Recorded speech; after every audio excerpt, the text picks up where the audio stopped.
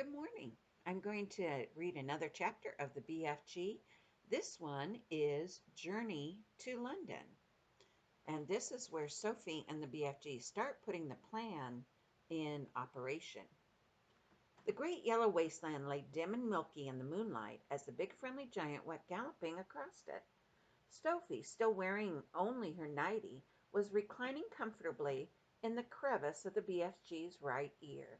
She was actually in the outer rim of the ear near the top, where the edge of the ear folds over, and this folding over bit made sort of a roof for her and gave her wonderful protection against the rushing wind. What is more, she was lying on the skin that was soft and warm and almost velvety. Nobody, she told herself, had ever traveled in greater comfort.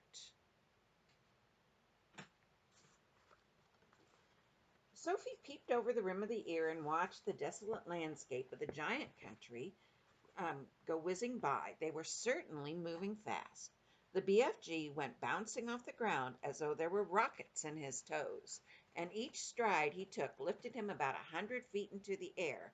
But he had not yet gone into that whizzing top gear of his when the ground became blurred by speed and wind howled and his feet didn't seem to be touching anything but air. That would come later.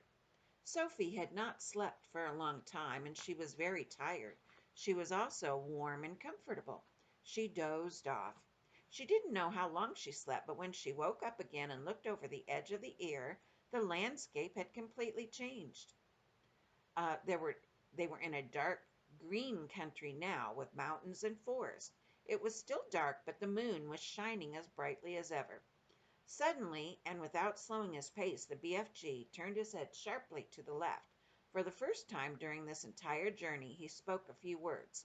"Look quick, quick over there," he said, pointing his long trumpet. Sophie looked in the direction he was pointing. Through the murky darkness, all she saw at first was a great cloud of dust about 300 yards away.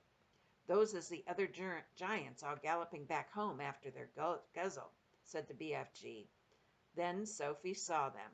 In the light of the moon she saw all 9 of those monstrous and half-naked brutes thundering across the landscape together.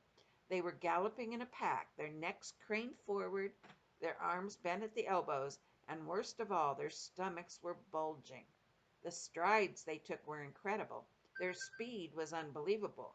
Their feet pounded and thundered on the ground and left a great sheet of dust behind them. But in 10 seconds, they were all gone. "All the little girlsies and boysies is no longer sleeping in their beds tonight," the BFG said. Sophie felt quite ill, but the grim encounter made her more than ever to be determined to go through with their mission.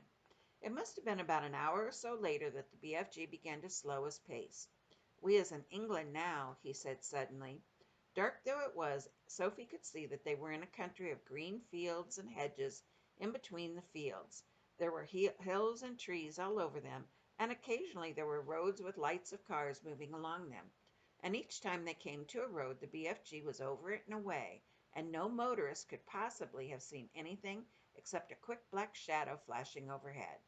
All at once a curious orange-colored glow appeared in the night sky ahead of them. "We is coming close to London," the BFG said. He slowed to a trot. He began looking about cautiously. Groups of houses were now appearing on all sides, but there were still no lights in their windows. It was too early for anyone to be getting up yet. "Somebody's bound to see us," Sophie said. "Never is they seeing me," the BFG said confidently. "You is forgetting that I is doing this sort of thing for years and years and years. No human beings is ever catching even the smallest wink of me." "I did," Sophie whispered. "Ah," he said. "Yes, but you was the very first."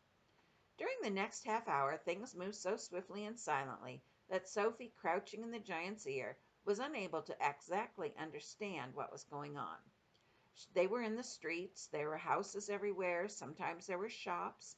There were bright lamps in the streets. There were quite a few people about, and there were cars with lights on. But nobody ever noticed the BFG. It was impossible to understand quite how he did it.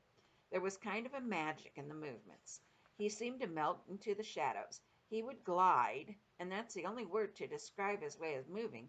He would glide noiselessly from one dark place to another, always moving, always gliding forward through the streets of London, his black cloak blending with the shadows of the night.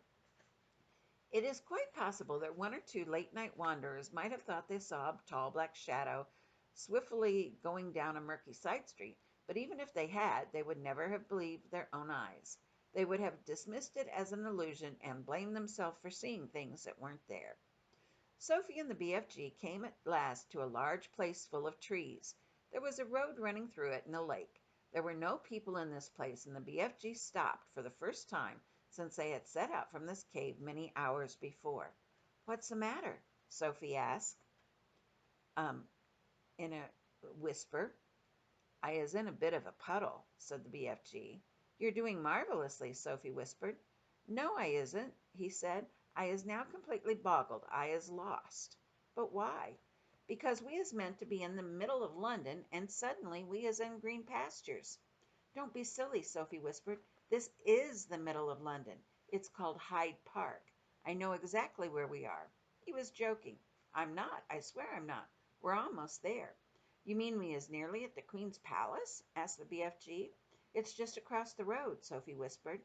"This is where I take over." "Which way?" said the BFG. "Straight ahead."